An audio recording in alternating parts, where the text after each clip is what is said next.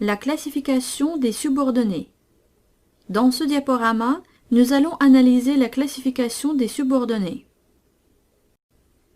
Les propositions subordonnées se divisent en trois grandes catégories.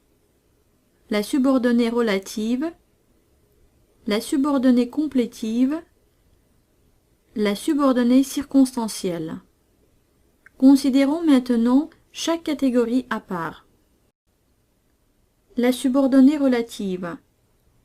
La subordonnée relative se rattache à la proposition principale à l'aide d'un pronom relatif, qui, que, quoi, dont, où, lequel et ses dérivés. Elle dépend d'un nom ou d'un pronom de la proposition principale. Par exemple, j'ai mangé une pomme que j'ai cueillie dans l'arbre. Dans cette phrase complexe, nous avons une proposition principale, j'ai mangé une pomme, et une subordonnée relative, que j'ai cueillie dans l'arbre. Cette dernière comprend un pronom relatif, que, qui remplace le nom, une pomme, de la proposition principale. La subordonnée complétive. La subordonnée complétive est très souvent représentée sous une forme d'un complément d'objet du verbe de la proposition principale et reliée avec celle-ci à l'aide de la conjonction que. Par exemple, je vous dis que je n'ai rien vu. Que je n'ai rien vu est une subordonnée complétive qui est complément du verbe dire. Je vous dis quoi? Que je n'ai rien vu. Subordonnée complétive ou relative. Considérons deux phrases complexes. Elle écrit que tu vas envoyer une lettre et elle écrit une lettre que tu vas envoyer.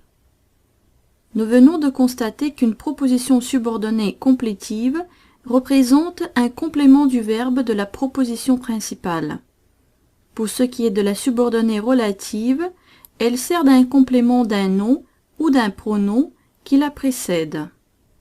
Dans les deux cas, nous avons deux subordonnées introduites par que. La première subordonnée, que tu vas envoyer une lettre, est reliée au verbe écrire. Elle écrit quoi? Que tu vas envoyer une lettre. Donc, c'est une subordonnée complétive. Que, dans ce cas, est une conjonction. La deuxième subordonnée, que tu vas envoyer, est un complément du nom lettre. Elle écrit une lettre, tu vas envoyer cette lettre. Ainsi, il s'agit de la proposition relative, et que, dans cette subordonnée, est un complément relatif. Faites attention à cette distinction, car il s'agit là des structures syntaxiques complètement différentes qui impliquent des conséquences stylistiques et grammaticales, comme par exemple l'emploi des modes, l'indicatif ou le subjonctif, l'accord du participe passé dans les temps composés, etc. Le dernier type de subordonnée qu'on distingue est la subordonnée circonstancielle. La subordonnée circonstancielle est un complément circonstanciel de la proposition principale. Cette subordonnée est reliée à la principale à l'aide d'une conjonction indiquant une circonstance. Temps, cause, conséquence, but, concession, condition, comparaison, opposition ou hypothèse. Par exemple, quand le chat n'est pas là, les souris dansent. Cette phrase complexe contient une subordonnée circonstancielle de temps. Quand le chat n'est pas là.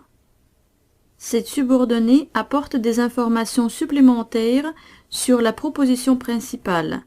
Les souris dansent. Quand le chat n'est pas là.